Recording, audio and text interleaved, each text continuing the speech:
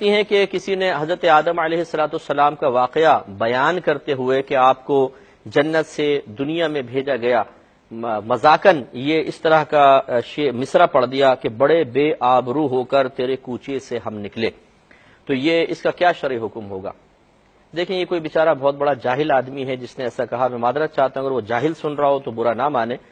کہ آدم علیہ السلام نے جو بھی گندم وغیرہ کھایا جس کی وجہ سے آپ جنت سے دنیا میں تشریف لائے، ہم کویسچن کرتے ہیں یہ بتائیے کہ پہلے سے ہی اللہ تعالیٰ کا ارادہ ازلی یہ تھا یا نہیں کہ آدم علیہ السلام دنیا میں تشریف لائیں گے؟ تو یقینی سی بات ہے، اس کا اعتراف کیا جائے گا کہ یقیناً اللہ کا ارادہ پہلے ہی تھا۔ تو یاد رکھیے کہ اللہ کے ارادے کے خلاف تو کوئی بھی نہیں کر سکتا۔ یا آدم علیہ السلام کا گناہ نہیں تھا، یا آدم علیہ السلام نے اللہ کی نافرمانی نہیں کی تھی، بلکہ یہ ایک اجتہادی خطا تھی۔ آدم علیہ السلام نے یہ سوچا کہ اللہ تعالیٰ نے اس درخت کا پھل کھانے سے مجھے منع فرمایا ہے صرف مشورتاً، حکماً نہیں ہے، اور شیطان نے قسم کھا کر کہا تھا کہ اگر آپ اس کا درخت کا پھل کھا لیں گے تو ہمیشہ ہمیشہ جنت میں رہیں گے اور میں آپ کا خیر خواہ ہوں۔ قرآن اٹھا کے پڑھیں، قرآن میں موجود ہے۔ تو اس وجہ سے آدم علیہ السلام نے یہ سوچتے ہوئے کہ یہ اللہ کا حکم نہیں ہے، صرف مشورہ ہے، مشورہ قبول کرنا بہتر ہوتا ہے، نہ کریں تو کوئی گناہ نہیں ہے، جیسے کہ نبی کریم صلی اللہ علیہ وسلم نے غزوہ احد کے سلسلے میں صحابہ کرام سے مشاورت کی۔ خود نبی کریم صلی اللہ علیہ وسلم کا ذہن مبارکہ یہی تھا اور آپ کی رائے یہ تھی کہ ہم مدینے میں رہ کر مقابلہ کریں، لیکن جو بعض ایسے صحابہ جو جوان تھے اور غزوہ بدر میں شریک نہ ہو سکے تھے، وہ چاہ رہے تھے کہ ہم باہر نکل کر اپنی جرأت اور بہادری کا مظاہرہ کریں۔ ان کا اصرار یہ ہوا کہ نہیں، ہم باہر نکل کر مقابلہ کریں۔ تو نبی کریم صلی اللہ علیہ وسلم نے پھر ان کا کہنا مانتے ہوئے احد کے مقام تک پہنچ کر مقابلہ فرمایا۔ تو اب دیکھیے کہ بظاہر وہ نبی کریم صلی اللہ علیہ وسلم کے ایک فرمان کو کہ سرکار فرما رہے ہیں مدینے میں رہ کے مقابلہ کرنا چاہیے، وہ اس کے اگینسٹ یعنی مخالف بظاہر اپنی رائے کو ظاہر کر رہے ہیں، لیکن اس وجہ سے کہ انہیں پتہ ہے کہ سرکار یہ ایک ہم سے رائے طلب کر رہے ہیں، ایک مشورہ دے رہے ہیں، اور مشورے کا خلاف کرنا کوئی گناہ نہیں ہوتا۔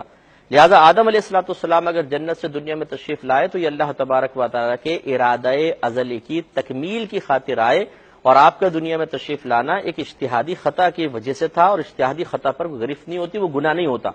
ہاں، آدم علیہ السلام جو اس پر روئے ہیں، افسوس کا اظہار کیا ہے، اور قرآن نے اس کو توبہ سے تعبیر کیا ہے، وہ ایسے ہی ہے جیسے ہمارے نبی کریم صلی اللہ علیہ وسلم ارشاد فرماتے ہیں کہ اے لوگو اللہ کی بارگاہ میں توبہ کرو، کیونکہ میں بھی دن میں 100 مرتبہ اللہ کی بارگاہ میں توبہ کرتا ہوں۔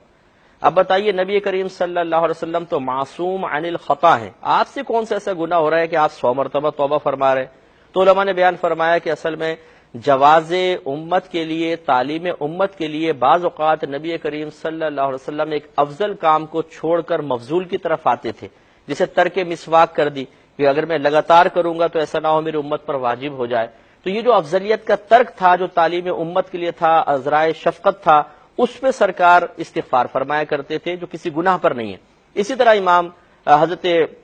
آدم علیہ السلام کا واقعہ، تو اب اس کے اوپر معاذ اللہ یہ کہنا کہ بڑے بے آبرو ہو کر تیرے کوچے سے ہم نکلے، کیا معاذ اللہ ثم معاذ اللہ آدم علیہ السلام کی عزت اور آبرو اللہ کی بارگاہ میں نہیں رہی تھی، ان کی وجاہت ختم ہو گئی تھی؟ تو ہم گزارش کریں گے کہ اس قسم کے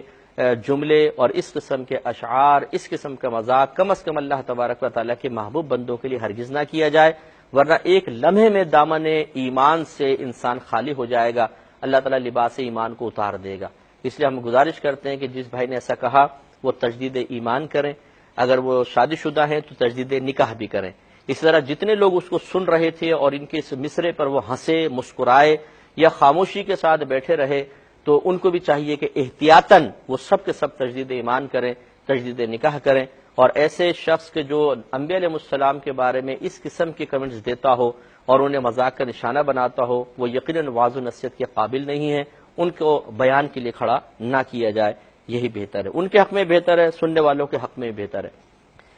ایک مزید